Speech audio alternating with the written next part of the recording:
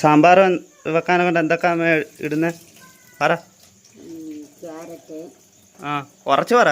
Carrot, കിഴങ്ങ്, ഒന്നോ രണ്ടോ വെണ്ടയ്ക്ക, അത് എണ്ണയ്ക്കകത്ത് മൂപ്പിച്ചിടണം. പിന്നെ തക്കാളിപ്പഴം നല്ല ഒരെണ്ണം ഇടണം,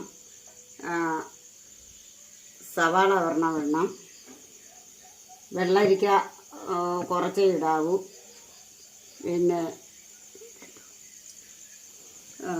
അത് എന്തുവാന്ന് വെച്ചാൽ അറിയാവുന്നവരൊന്ന് കമൻറ്റ് ചെയ്യണേ. അമ്മ എൻ്റെ അടുത്ത് ചോദിക്കുമോ എന്തുവാ, അമ്മയ്ക്ക് അറിയത്തില്ല, പിന്നെ എനിക്കാണ് അറിയാവുന്നത്.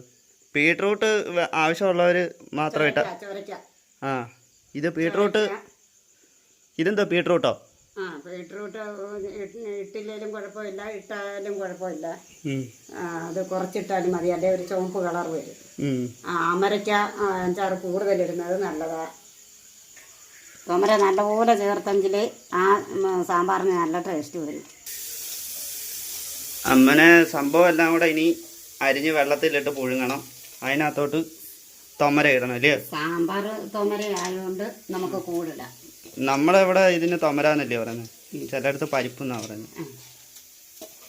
പരിപ്പ് വട, പരിപ്പ് വട കേട്ടിട്ടുണ്ടോ?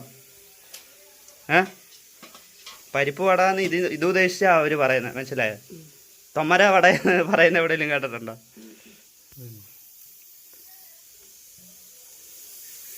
സാമ്പാർ തൊമര ചേർക്കുന്നതാണ് ഏറ്റവും നല്ലത്. അതാകുമ്പോൾ കൂടെ കിടന്ന് വെന്തോളും. മറ്റേതെന്ന് വെച്ചാൽ കൊണ്ട് അത് വേവിച്ചേച്ച് വേണം സാമ്പാറിനുള്ള കഷ്ണം ചേർക്കാൻ. സ്ഥിരം അമ്മ കുക്കിംഗ് ചെയ്യുന്ന വീഡിയോ എടുത്ത് യൂട്യൂബിൽ ഇട്ടാലോ? ക്യാമറയിലോട്ട് നോക്കി വേണം സംസാരിക്കാൻ. മല്ലിയില വേണ്ട? മല്ലിയില ഇത്രയും മല്ലിയില വേണം അല്ലേ? മല്ലിയില ഇത്രയും വേണം. ഈ മല്ലിയില നമ്മൾ അത് തിളച്ച് കഴിഞ്ഞ് ഇട്ടാൽ മതി, അല്ലാതെ ഇട്ടാലെ കൊണ്ട് അളിഞ്ഞെല്ലാം കൂടെ കിടക്കും.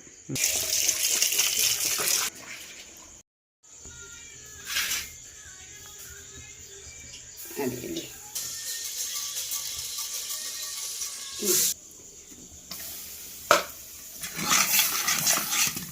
ഇതെന്തൊക്കെ ഇട്ടെന്ന് പറ.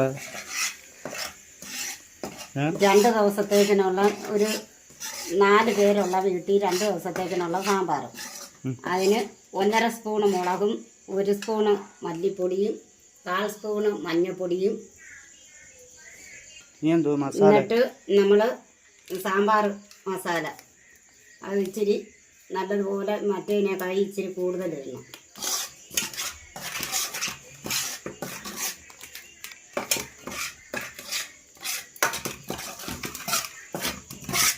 ശകലം പിഴുപുളിയെ ചേർക്കാവൂ. പിഴുപുളിയൊന്ന് കാണിച്ചാ വേണ്ട. കുമ്പഴുപ്പം തക്കാളിപ്പഴം 1 2 ഇടുന്നവർ വേണമെങ്കിൽ മാത്രം പിഴുപുളി ചേർത്താൽ മതി. ഒരു ശകലത്തിന് ചേർക്കാമെങ്കിൽ പുളി കാണും എന്ന് പറഞ്ഞ് ഒരുപാട് ചേർക്കാൻ നിൽക്കേണ്ട പിഴുപുളി ചേർക്കുന്നത്.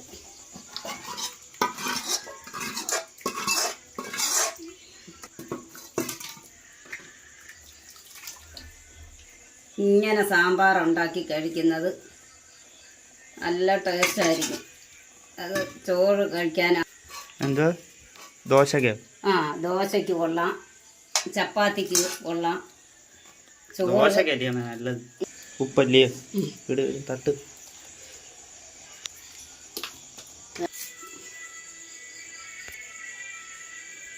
കടുക് വറുത്തെല്ലാം അരപ്പെല്ലാം ചേരുന്ന ആ സമയത്ത് വേണം.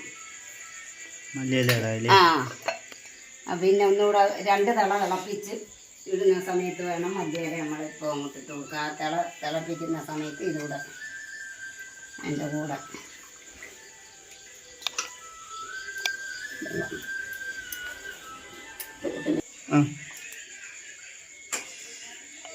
ഉപ്പ് നോക്കി.